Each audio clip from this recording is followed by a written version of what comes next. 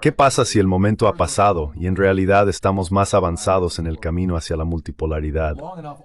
Si estamos lo suficientemente avanzados como para que un retorno a un sistema bipolar o alguna forma de hegemonía predominante de Estados Unidos ya no sea posible, entonces la incapacidad de la élite estadounidense para reconocer esto es catastrófica para los Estados Unidos.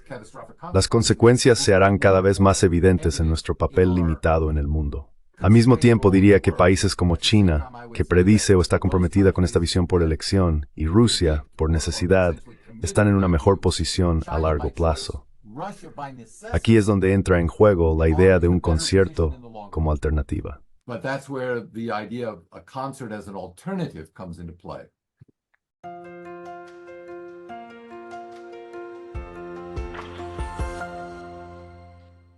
Hello everybody.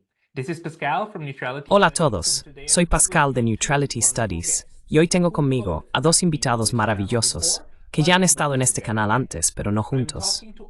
Estoy hablando con Arta Moeni y Nikolai Petro. La doctora Moeni es la directora de investigación y jefa de operaciones en Estados Unidos, en el Instituto para la Paz y la Diplomacia, un grupo de expertos norteamericano. El doctor Petro es profesor de Ciencias Políticas en la Universidad de Rhode Island y autor de La tragedia de Ucrania, lo que la tragedia griega clásica puede enseñarnos sobre el conflicto. Hace unos meses publicaron un artículo maravilloso titulado La locura de un nuevo contención, en el que argumentan que el sueño neoconservador de revivir la contención para lidiar con los adversarios de Estados Unidos, a saber Rusia y China, es completamente autodestructivo. Esto es de lo que queremos hablar hoy, así que bienvenidos a ambos. Es un placer estar aquí, Pascal, por recibirnos. Nikolai y Arta, cuando leí su artículo, pensé que este es un argumento que necesita ser explicado más y repetido a menudo. La idea de que se debe usar la contención para tratar con China y Rusia es un concepto antiguo de la Guerra Fría y parece destructivo. Ustedes explicaron por qué es así.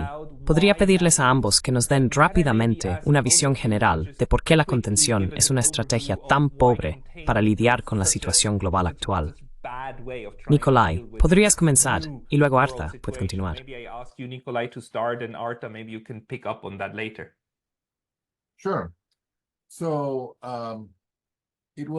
Claro.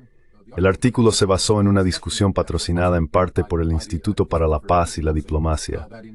Incluía a Michael Kimmage, quien enseña en la Universidad Católica y había escrito un artículo en Foreign Affairs. Michael defendió la renovación del contención. Para ambos, esto parecía el enfoque equivocado para pensar en un mundo posterior a la Guerra Fría. Al menos en mi mente, todavía hay esperanza de que no tengamos que volver a la Guerra Fría. Sin embargo, los defensores de una nueva contención parecen desear un resurgimiento de la Guerra Fría.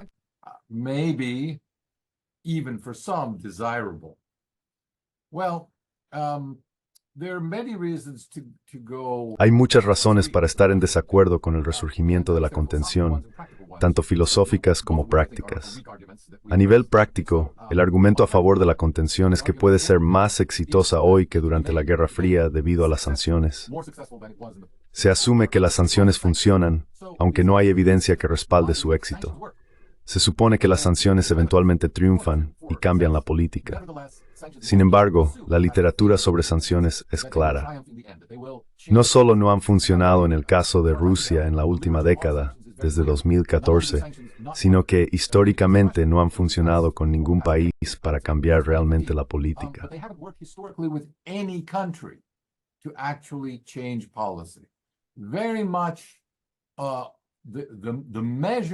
La efectividad de las sanciones depende en gran medida de cuán comprometido esté un país con sus objetivos políticos esenciales.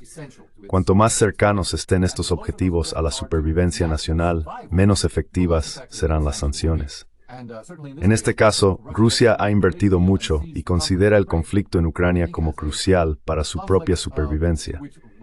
Por lo tanto, dado lo que está en juego y la proximidad estratégica de Ucrania, No puedo imaginar un escenario en el que el gobierno ruso retroceda o cambie sus políticas debido a las sanciones. Esto parece una base débil para el éxito de cualquier nueva estrategia de contención. La segunda suposición es el aislamiento político de Rusia, confía en la voluntad de Occidente para imponerlo.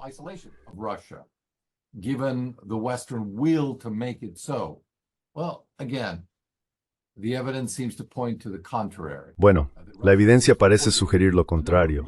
Rusia está formando nuevas alianzas y fortaleciéndolas. El crecimiento de los BRICS y la cantidad de países ansiosos por unirse a este grupo indican un cambio. Aún no está claro qué forma tomará este marco de los BRICS, pero parece estar estableciendo un orden mundial alternativo. Este orden está menos dominado por Estados Unidos y sus aliados, lo que sugiere que hay mucho espacio para que Rusia amplíe sus contactos.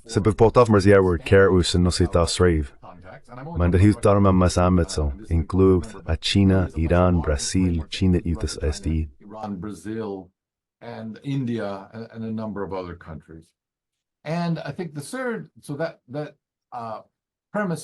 Creo que la premisa del aislamiento ruso es contradicha por la realidad, lo que debilita el argumento del neocontención.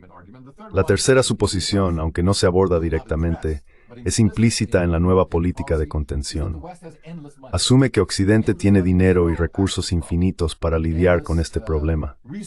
Esto simplemente no parece ser el caso, aunque no se reconoce ampliamente. Leí recientemente que Alemania ha decidido, y veremos si sucede de esta manera, pero ahora hay discusiones abiertas sobre el actual gobierno alemán. No creo que haya un gobierno en Europa más comprometido con la victoria de Ucrania, al menos en papel. Sin embargo, están diciendo que no pueden proporcionar más armas porque el déficit presupuestario es demasiado grande.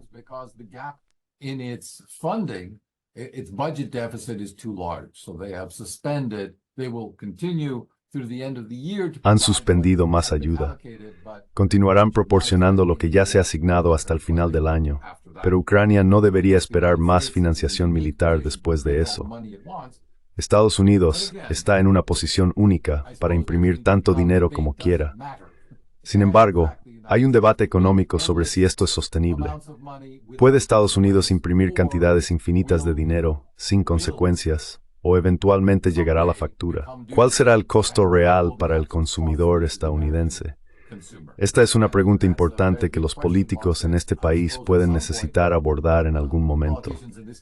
Estas son tres grandes advertencias que, a nivel práctico, hacen que una estrategia de neocontención sea inviable.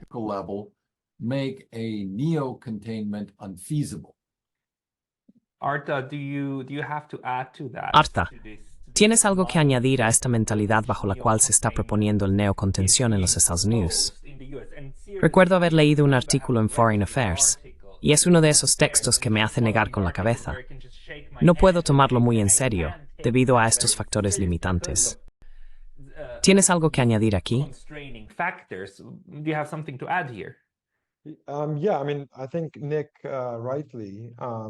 Sí, quiero decir, creo que Nick señaló correctamente las limitaciones materiales, el dinero y las sanciones.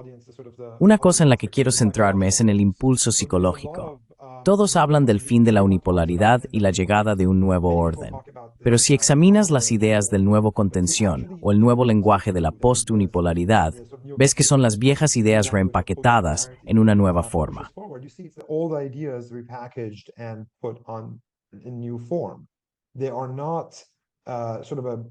Están atrapados en una mentalidad de Guerra Fría y tienen una visión fundamentalmente maniquea. Es muy difícil que muchos de estos argumentos superen el enfoque militarizado que prevaleció durante la Guerra Fría.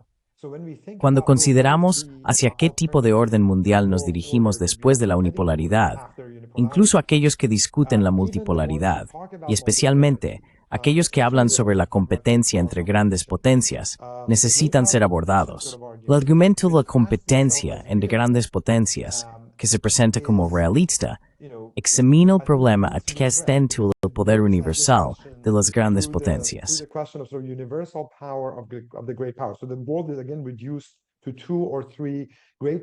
El mundo se está reduciendo una vez más a 2 o 3 grandes potencias.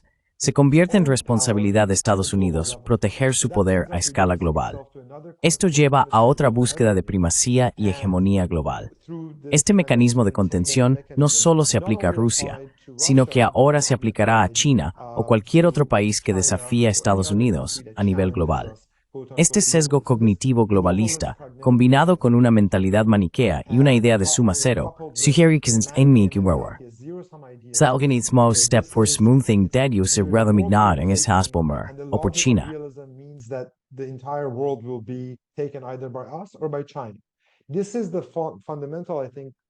Esta es la lógica fundamentalmente defectuosa de los argumentos de competencia entre grandes potencias. Hace que parezca inevitable que debamos hacer todo lo posible para debilitar a nuestro supuesto adversario o enemigo.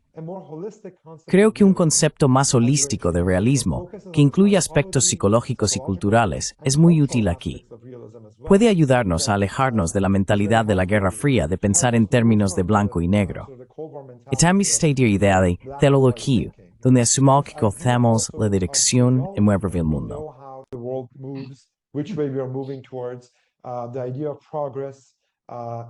La idea de progreso está ligada a este concepto de teleología histórica y al papel que nos imaginamos para nosotros mismos como una potencia. Sin embargo, también estamos viendo el mundo en términos altamente ideológicos. Durante la Guerra Fría ocurrió un cambio significativo. Es importante señalar que muchas personas, incluso cuando discutíamos esto con Nick originalmente, malinterpretaron a Kennan. Un punto clave en el que centrarse es que incluso George Kennan, en la consenso, no era inicialmente como nicho militar.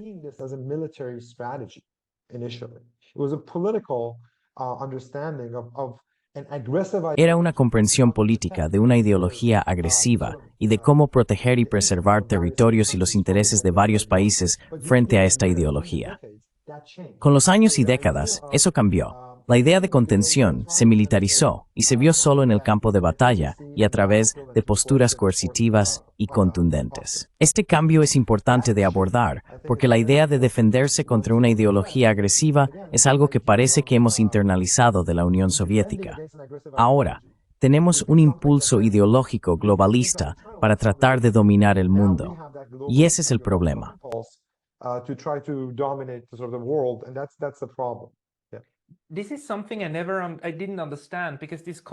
Esto es algo que no entendí, porque la idea de contener a Rusia y China no es nueva. Este concepto ha existido durante un tiempo, incluso en 1922, y ahora es aún más prominente. Pero el contención original, tal como lo conceptualizó Kennan, se trataba de contener el comunismo. Se trataba de contener una ideología. Todo el punto era prevenir el efecto dominó, donde después de China sería Vietnam, luego Laos, Camboya, Filipinas, Japón y eventualmente los comunistas aparecerían en San Francisco. Esa era la idea de contener el comunismo. En algún momento, este concepto se transformó en literalmente contener un país con fuerza militar.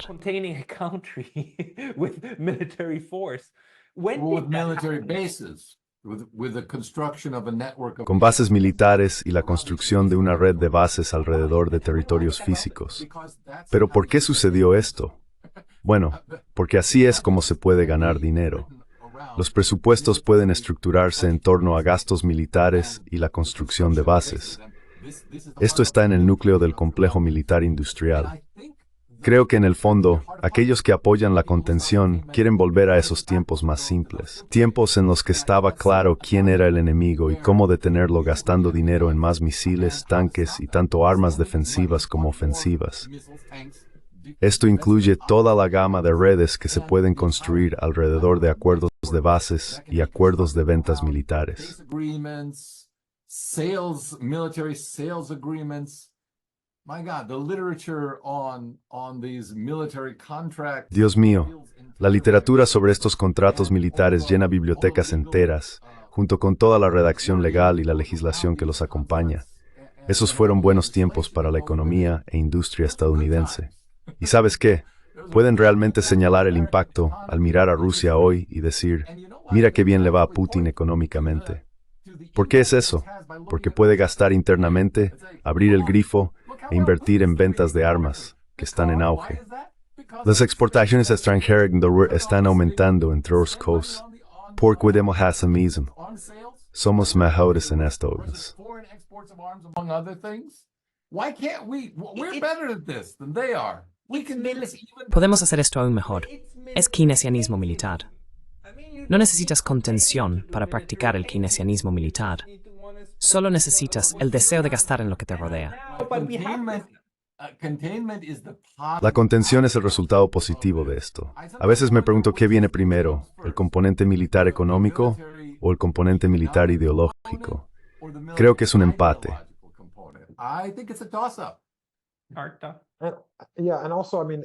Sí, y también quiero añadir rápidamente a esto.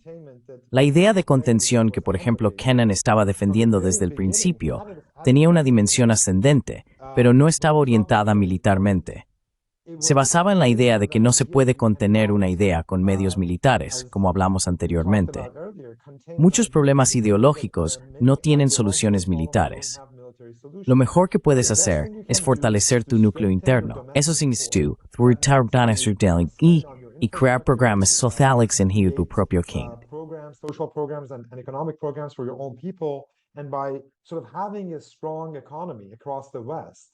Al tener una economía fuerte en Occidente, particularmente en Europa Occidental y los Estados Unidos, se podría detener el avance del comunismo como ideología. Este enfoque se centraba en la fortaleza económica, la manufactura, la industria y los intereses de su propia gente, en lugar de en conglomerados militares. Sin embargo, también había una dimensión militar a considerar, que ganó impulso desde el principio. A finales de los años 70 y 80, la estrategia de contención se volvió tan agresiva que se transformó en retroceso.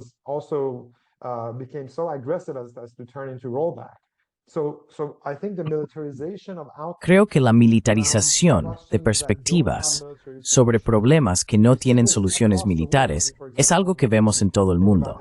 Por ejemplo, consideremos la situación entre Israel y Hamas. Hamas tampoco tiene una solución militar, ya que está impulsado en parte por ideología y en parte por cuestiones psicológicas nacionales. Cuando miramos alrededor del mundo, a menudo vemos varios problemas en términos militares y de seguridad, incluso cuando no tienen dimensiones militares y de seguridad.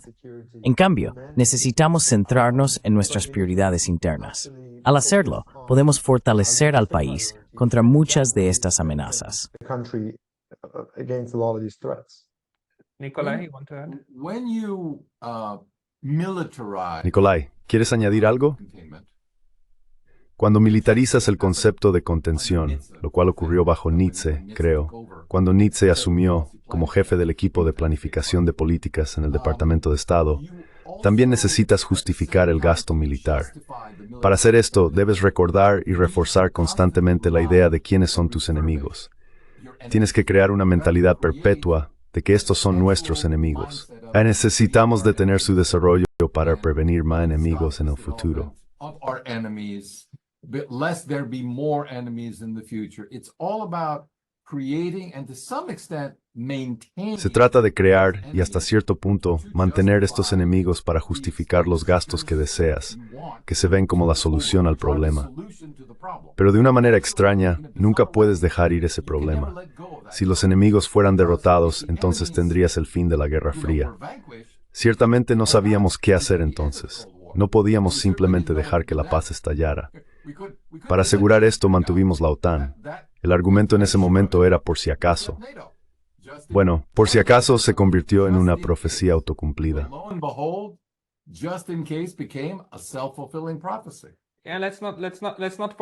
No olvidemos que durante los aproximadamente 25 años, en los que no había un adversario serio a la vista, inventamos el terrorismo como una amenaza fantasma contra la cual luchar en todas partes y en cualquier momento. Se convirtió en una amenaza global. Guerra global contra el terrorismo. La guerra global contra el terrorismo. Si todo lo que tienes es un martillo, todo empieza a parecer un clavo. Lo triste, y esto debería preocuparnos a los politólogos, es que parece estar funcionando. Ahora vamos a tener 50 nuevas bases estadounidenses en Finlandia y 17 nuevas bases en Suecia. Hay al menos 3 o 4 bases más en Filipinas con acuerdos de base ampliados. Hubo un golpe de Estado en Bangladesh, que probablemente resultará en una base estadounidense en algún lugar del Golfo de Bengala. Esta es una historia de éxito para el ala de contención del pensamiento de seguridad nacional de Estados Unidos, ¿verdad? Ahora se está expandiendo.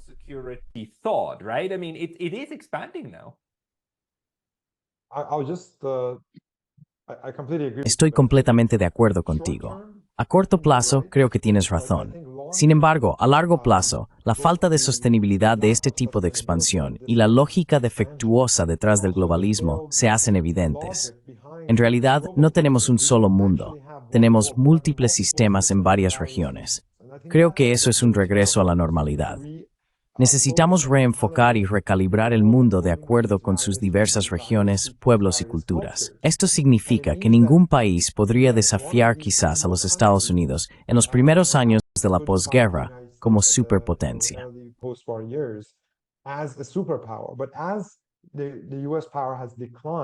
A medida que el poder de Estados Unidos ha disminuido en relación consigo mismo debido a esta expansión e impulso hegemónico, varios actores regionales, a los que llamamos potencias medias como India y Brasil, y algunos que han crecido hasta convertirse en grandes potencias como China, están resistiendo en sus propias regiones. Colectivamente, esto sería muy difícil de manejar para Occidente. Creo que este empuje es en realidad un intento desesperado. Y esa estrella que se vuelve muy brillante antes de explotar. Esto es lo que estamos presenciando durante un tiempo de cambios y transformación radicales en todo el mundo.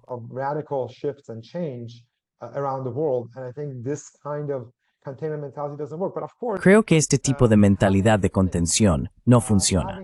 Tener un enemigo y una mentalidad maniquea, donde todo se ve en blanco y negro, conduce a más de lo mismo. Cuando tienes una comprensión universalista del mundo, necesitas otra forma de universalismo para oponerte a ella. El islamismo es el contrapunto perfecto para este modelo hegemónico global, porque también es universalista, totalitario y hegemónico, similar al comunismo. Lo que sucede es que protecciones de ideologías universalistas se enmarcan en otros términos universalistas.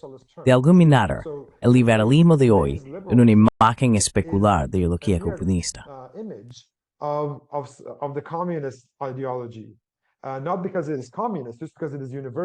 No porque sea comunista, sino porque es universalista y ha internalizado muchas distinciones de amigo-enemigo.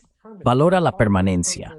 Hablamos de enemigos permanentes y alianzas permanentes. La OTAN siempre se está expandiendo porque creemos que el mundo debería permanecer como está, con nuestras ontologías permanentes, amigos permanentes y enemigos permanentes. Esta es nuestra forma construida de ver el mundo. Nos negamos a pensar fuera de las categorías que hemos heredado y las dependencias de trayectoria que hemos creado. Sin embargo, en algún momento, como realistas, deberíamos reconocer que el realismo puede volverse en nuestra contra.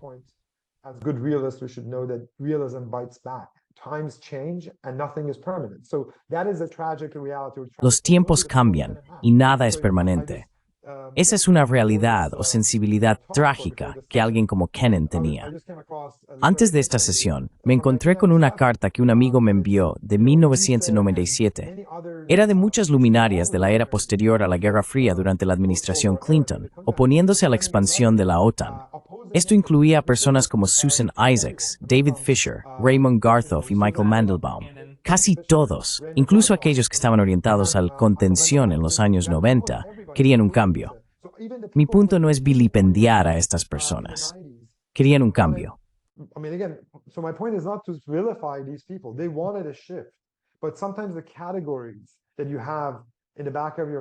A veces, las categorías y sistemas que tenemos impiden el cambio, incluso cuando los líderes colectivamente lo desean.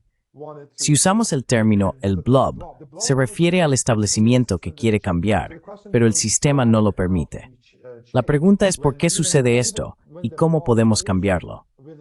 Incluso cuando el establecimiento está dispuesto a cambiar y busca un nuevo entendimiento, las fuerzas en juego tienden a moverse hacia más contención, militarización y una postura hegemónica. Esto lleva a más universalismo, militarización y posturas agresivas de otros países como Rusia y China, y también lo hemos visto en el mundo islámico. Es un ciclo trágico del que es difícil escapar. En última instancia, nada dura para siempre, y no podemos sostener este enfoque mucho más tiempo sin costos severos para nuestra seguridad nacional e intereses como Estados Unidos. Nikolai? I agree with everything that's been. No, estoy de acuerdo con todo lo que se ha dicho, pero no tengo muchas esperanzas de romper este ciclo. Los políticos de todo el mundo, especialmente en Occidente, tienden a tomar el camino de menor resistencia. Este camino los recompensa por pensar a corto plazo, en lugar de planificar a largo plazo. A corto plazo, se trata de asegurar una base y obtener recursos que el Estado puede proporcionar para la seguridad militar. A menudo definen la seguridad militar como la solución a todos los problemas. Mientras tanto, personas como nosotros podemos discutir los beneficios a largo plazo, las dificultades y los posibles problemas que este enfoque podría conllevar, pero eso se considerará solo después de que nos hayamos ido. We're gone. Not our problem, I think, is the. Sabes, nuestro problema, creo, son las políticas prácticas que siguen nuestros líderes políticos. A menos que haya una catástrofe inminente, es poco probable que cambien sus políticas. Mi preocupación es que incluso una catástrofe inminente podría no cambiar patrones de pensamiento profundamente arraigados. Podría llevar a ciertos estadistas a cambiar sus tácticas, pero no su pensamiento estratégico. Esa es una de las razones por las que creo que Rusia, como potencia europea, ha sido marginada no solo en la última década, 20 años o 50 años, sino probablemente desde hace siglos.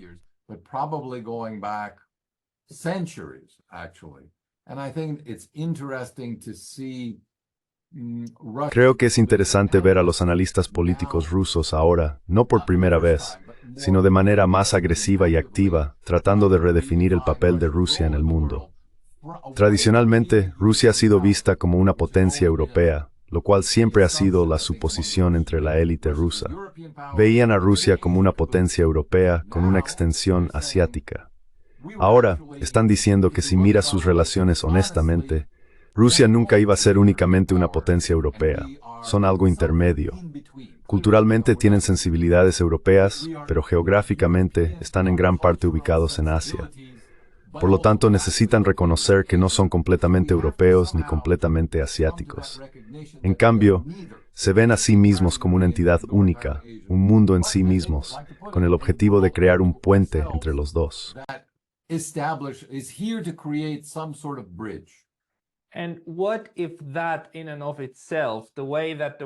¿Qué pasa si la forma en que el mundo se está moviendo ahora ya es la catástrofe que necesita inducir un cambio? La idea de un mundo multipolar es que una vez que emerge y se reconoce, ningún poder único puede detenerlo. Las distribuciones de poder comienzan a contrarrestarse entre sí. Esto es algo que la estrategia de contención busca prevenir. Pero ¿y si ese punto ya ha pasado? Mencionaste la historia, señalando que hemos tenido tales momentos antes. Los europeos entonces decidieron crear un concierto. Un concierto podría ser una forma más fructífera de conceptualizar una relación estable en la política global.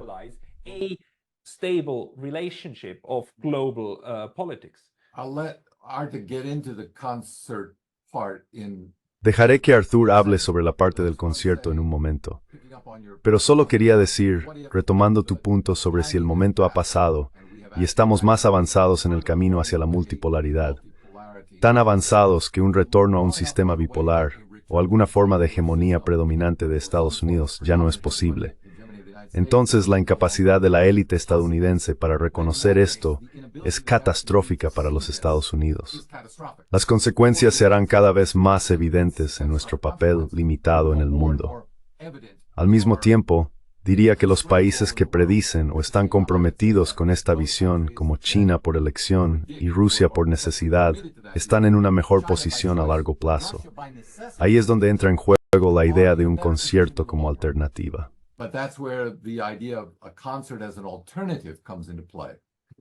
Arta. Creo que necesitamos observar todas estas cosas que están sucediendo en diferentes regiones, ya sea en el Medio Oriente, con Israel o en Ucrania. Las dinámicas que estamos presenciando están acelerando el cambio de un orden unipolar. Con este cambio, y la insistencia de los líderes occidentales en viejas suposiciones y patrones de comportamiento y creencias profundamente arraigados, la ventaja geopolítica de Occidente se está diluyendo. Esto también afecta su influencia cultural y de poder blando en todo el mundo. Creo que este cambio ya está ocurriendo. Es difícil mantener el orden actual una vez que te das cuenta de que la deuda nacional de Estados Unidos está disparándose a billones, lo que indica una mala concepción de prioridades.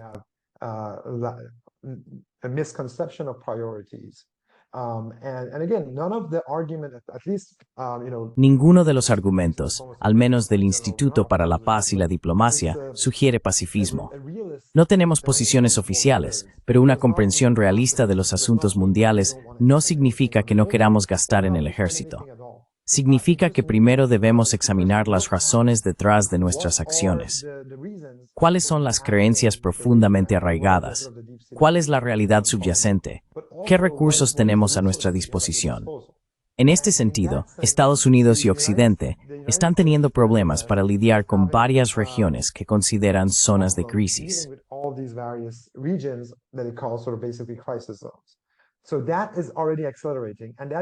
Eso ya está acelerando y produciendo un orden policéntrico. No lo voy a llamar un orden multipolar porque eso supone solo 2, 3 o quizás 4 grandes potencias. Esto reduce el mundo a las ambiciones de esas pocas potencias. Un orden policéntrico es más normal. ¿Qué quiero decir con normal? Antes del final de los siglos XIX y XX, antes de que el concepto de Europa colapsara, teníamos una comprensión diferente de la política exterior y los asuntos internacionales. Se basaba en la multiplicidad en lugar de la unilateralidad. Esto significaba que la diplomacia era muy importante y se valoraba enormemente la neutralidad de los estados en las líneas de falla. Piensa en el Acta de Neutralidad de 1839 para Bélgica.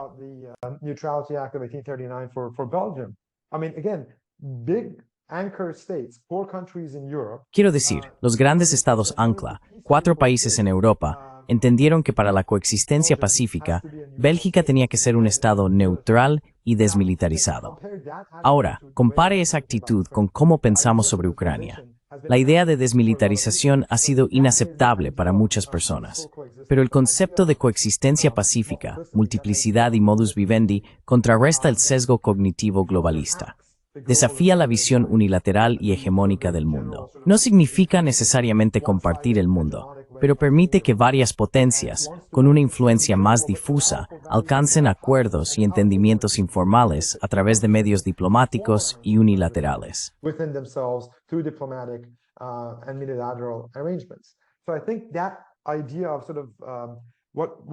Creo que la idea que exploramos en este documento fue que el Concierto de Europa fue muy estable durante casi 100 años. Esta estabilidad se debió a las guerras e inestabilidad de finales del siglo XVIII y principios del XIX en Europa, particularmente las guerras napoleónicas, que llevaron a la creación del concierto. Podríamos estar viendo un patrón similar ahora, pero a escala global, ya que los modelos europeos han sido exportados. El desafío es cómo crear ese entendimiento en un mundo que es más diverso, con el poder más difuso y regional. Si podemos lograr esto, deberíamos poder fomentar un mejor entendimiento donde se protejan los intereses nacionales, pero también se reconozcan las esferas de influencia de los países como una realidad.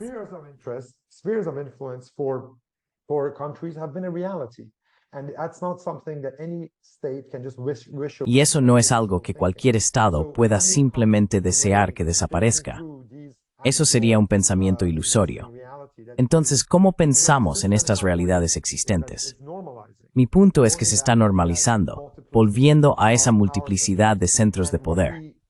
Lo que quizás no podemos defender o resistir como intentan hacer las estrategias de neocontención, son los cambios sistémicos en los diferenciales de poder y el regreso de la civilización y la cultura.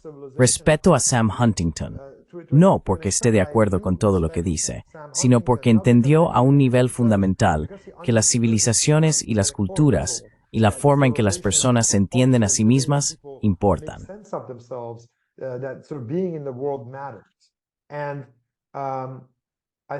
Creo que estamos viendo a varios poderes culturales y estados civilizacionales tratando de afirmar su propia existencia, alejándose de una doctrina universalista.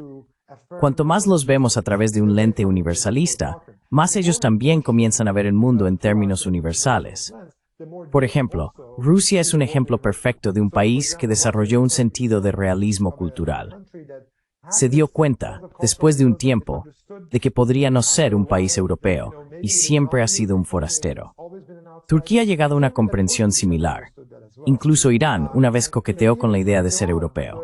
Sin embargo, estas culturas se dieron cuenta, una vez que el atractivo de la occidentalización y la excepcionalidad europea se desvaneció, de que son excepcionales o al menos distintivas por derecho propio.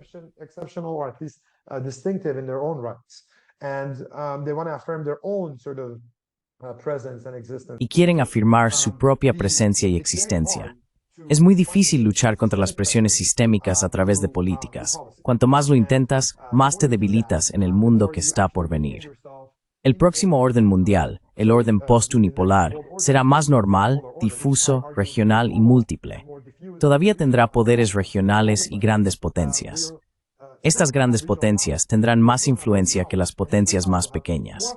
La pregunta es, ¿puedes sobrevivir a esta transición como un país fuerte?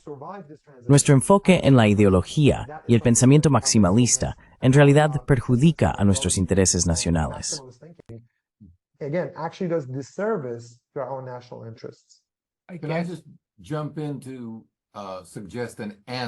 ¿Puedo sugerir una respuesta basada en el análisis de Art? Podemos llegar a esta alternativa reconociendo el pluralismo cultural global y vinculándolo a un sistema de seguridad global. Necesitamos conectar la existencia del pluralismo cultural a nivel global con sus implicaciones de seguridad. Curiosamente, esta idea se remonta a los orígenes del sistema internacional actual. En ese momento, la noción de que uno podía imponer puntos de vista religiosos a las personas, basándose en las preferencias de sus líderes, no razón suficiente para ir a la guerra de Europa.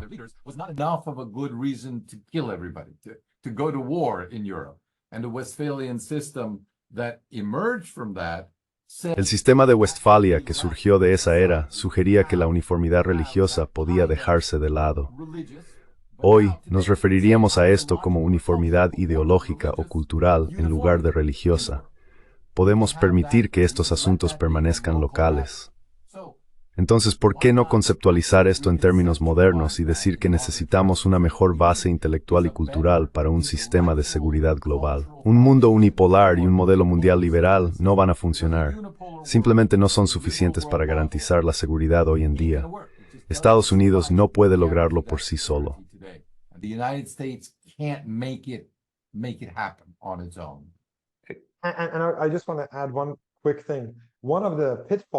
Quiero añadir una cosa rápidamente. Uno de los escollos del realismo es que perdió el contacto con el realismo político, que tiene una gran tradición en el pensamiento político occidental, especialmente europeo. Incluso el modelo estadounidense, como el que discutimos sobre George Washington, tenía un sentido de realismo, sensatez y sentido común. Hemos perdido eso a favor de un realismo teórico más doctrinario en las relaciones internacionales, que está impregnado de utilitarismo, análisis de costo-beneficio y condiciones materiales. Este enfoque se centra en la comprensión material del poder. Sin embargo, no proporciona una visión completa y reduce las complejidades a preguntas como ¿cuántos tanques tienes?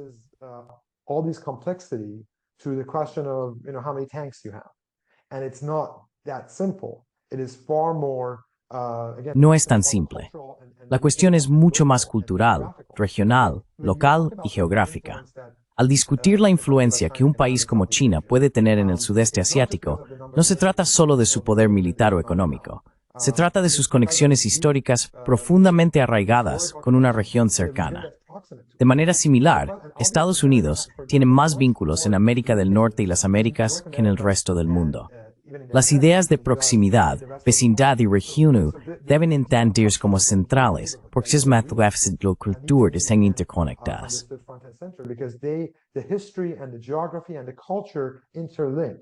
And sometimes we have this tendency of A veces, tenemos la tendencia de tomar nuestras propias experiencias y etiquetarlas como excepcionales.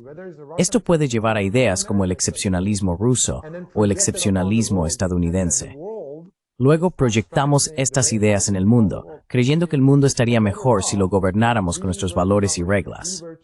El problema con este orden basado en reglas, o el orden internacional liberal, como Nick mencionó acertadamente, es que es muy estrecho de miras. Se originó a partir de una experiencia europea específica y más tarde estadounidense, y estuvo estrechamente ligado al poder estadounidense y sus aspectos universalistas. And its universalist dimensions. So it is very hard to hold on to Es muy difícil mantener el tipo de imagen que se ha creado una vez que el poder y la influencia de Estados Unidos se han disminuido. Todo el lenguaje formal de las organizaciones globales y el derecho internacional, que la gente encuentra reconfortante como parte de la idea de orden, siempre estuvo sujeto a y fue creado por el poder. No tenemos que pensar en esto en términos estrictamente legalistas o formalistas. Reconocer la realidad del poder difuso y las múltiples existencias nos permite avanzar más allá de la uniformidad y las presiones del sistema actual. beyond the homogeneity and homogeneous pressures of the current system. The question to my mind, I agree with everything. Estoy de acuerdo con todo lo que estás diciendo. La pregunta en mi mente es sobre este juego de reciprocidad, acción y reacción. ¿A qué conduce el sistema actual? Durante la Guerra Fría, la formación de la OTAN y la alineación de ciertas potencias llevaron a otras a formar alianzas, como el Pacto de Varsovia, 5 años después. Puedes ver cómo estas acciones se inspiraron mutuamente y crearon un sistema de bloques. Un tercer bloque intentó distanciarse, pero aún empatado dentro de tal 10 bloques. La pregunta ahora es, ¿volverá a suceder? The question to me is, will that happen? Will it happen that suddenly China and Russia too? ¿Intentarán China y Rusia formar sus bloques, alianzas, bases militares y posiciones estratégicas? No me parece que sea así. El sistema actual parece evitar ese camino. Ni los rusos ni los chinos están construyendo activamente alianzas. Occidente a menudo lo enmarca de esa manera, pero si Rusia y China están en una alianza, necesitamos una nueva palabra para lo que es la OTAN. ¿Cómo ves el patrón de acción-reacción desarrollándose ahora? ¿En qué dirección? Si quieres enmarcarlo en términos realistas, el realismo enfrenta un gran problema ahora, porque Europa ya no opera bajo un marco realista. Muchos de estos estados se están socavando a sí mismos.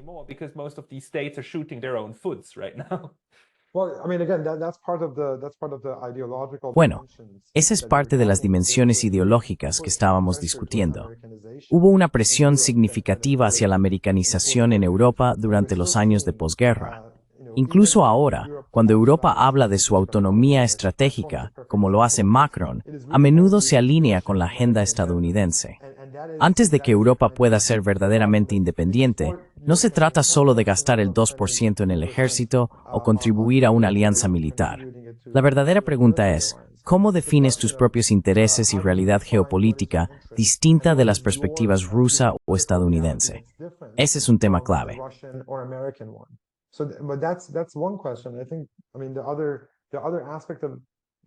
Creo que el otro aspecto de la pregunta que estás planteando es muy importante.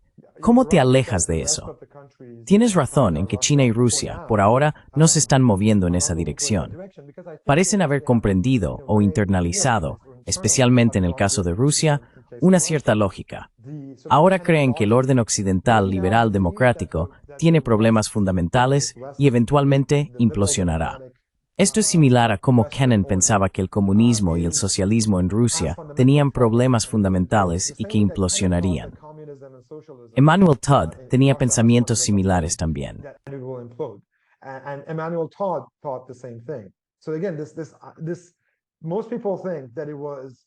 Entonces, la mayoría de la gente piensa que fueron Reagan, la OTAN y nuestra postura militar los que llevaron a la caída de la Unión Soviética.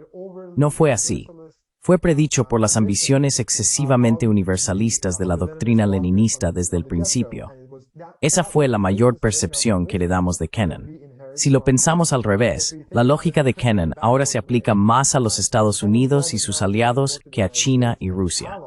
Sin embargo, también hay elementos ideológicos y totalitarios en esos países. Todos vivimos en este tipo de mundo, y muchas personas en Rusia y China todavía son, a falta de un mejor término, boomers que vivieron la era del pensamiento de bloques.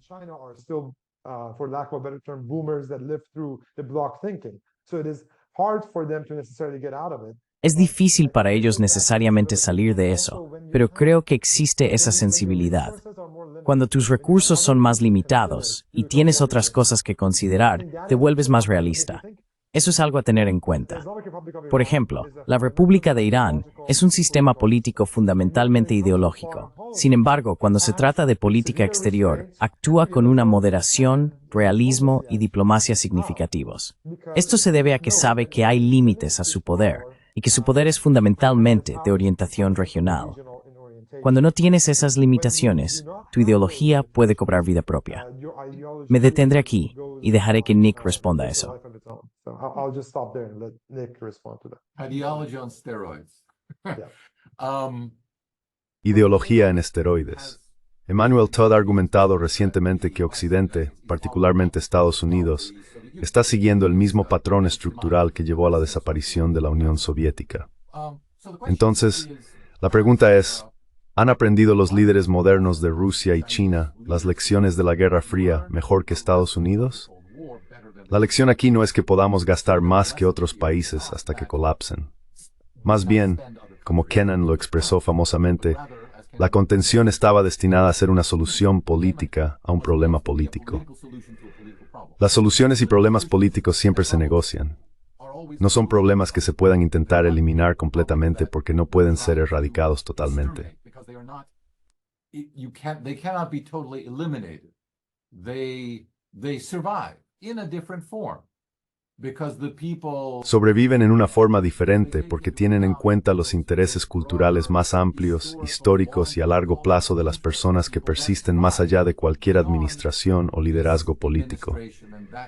Estos son problemas eternos y nunca se resuelven completamente. Simplemente se reformulan, se reconceptualizan y se abordan de diferentes maneras bajo diferentes circunstancias. Creo que esa es la idea central del realismo, correctamente concebido. Los problemas nunca desaparecen por completo. No alcanzaremos un estado de nirvana después de resolver un conjunto específico de conflictos. En cambio, estos conflictos siempre están con nosotros, porque los seres humanos inherentemente tienen conflictos. Y esa es la naturaleza de nuestra existencia.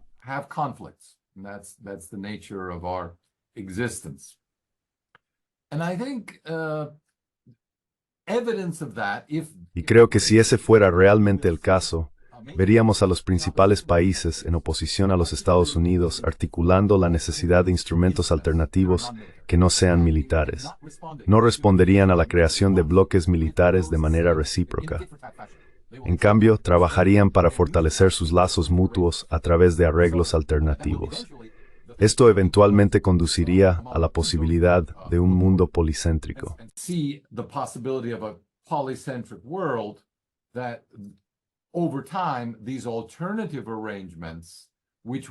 Con el tiempo, estos arreglos alternativos, que incluirán aspectos políticos, económicos y militares, se volverán más atractivos para varios actores independientes. Aquellos que actualmente se inclinan hacia Occidente pueden gradualmente alejarse y concluir que este es un mejor modelo para ellos, hoy y para el futuro. Este tipo de pensamiento a largo plazo es prevalente en el resto del mundo, pero falta en la élite política estadounidense y europea actual. Not only Safer am trying to grow to reach the stats of Kintintor, when and with manipular los Luford.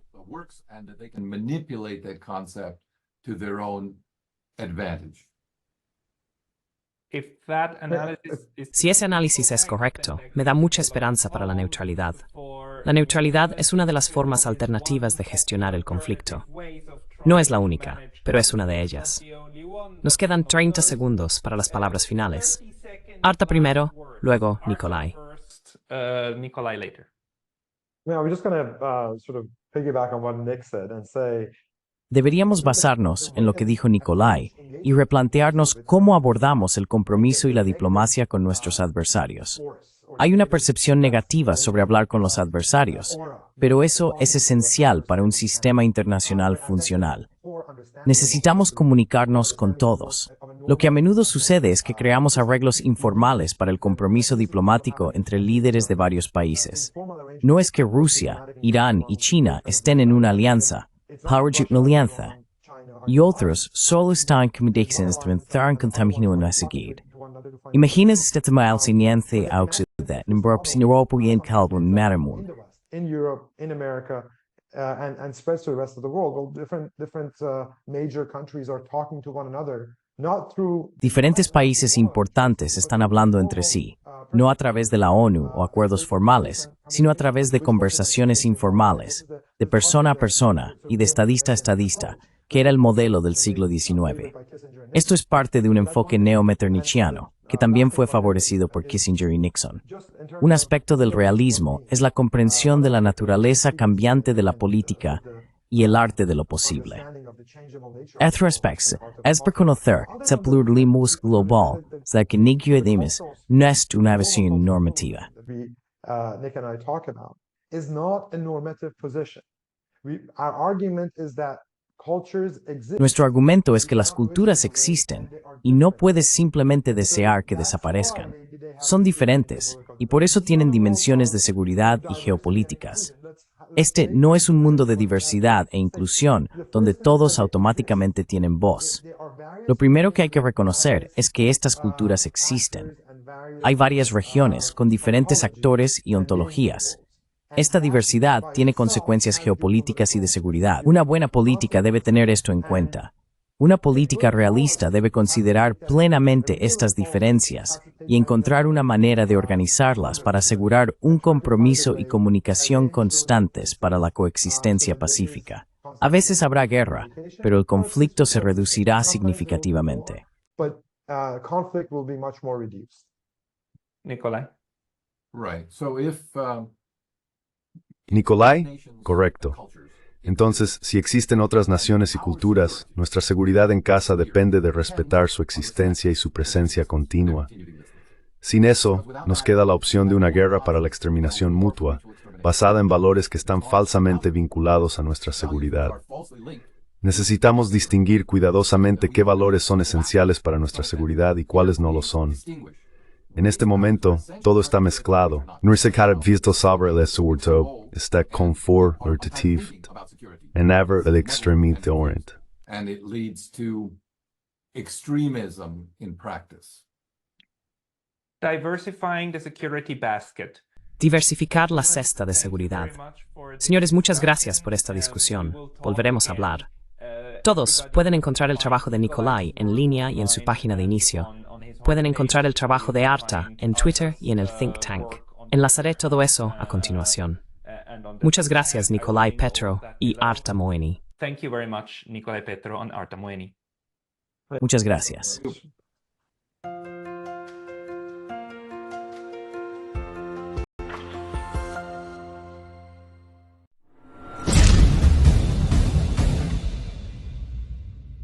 Si valoras nuestras traducciones, por favor considera apoyarnos en Patreon. El enlace está en la descripción. Muchas gracias.